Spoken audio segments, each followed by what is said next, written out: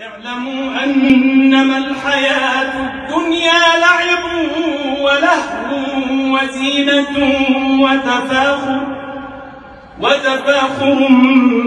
بينكم وتكاثر في الأموال والأولاد كمثل غيث أعجب الكفار نباته ثم يهيج فتراه مصفرا ثم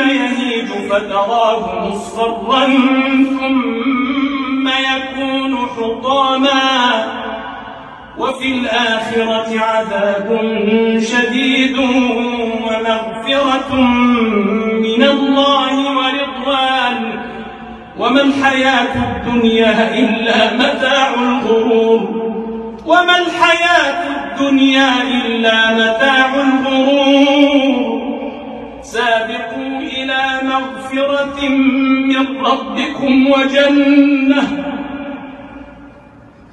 سابقوا إلى مغفرة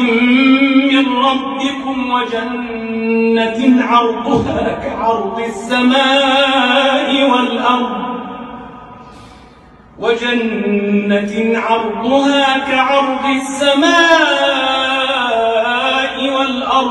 أعدت للذين آمنوا بالله ورسله ذلك فضل الله يؤتيه من يشاء والله ذو الفضل العظيم ما أصاب من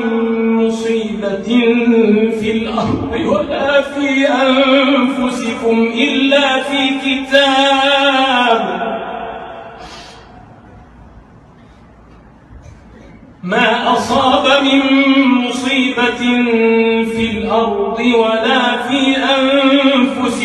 إلا في كتاب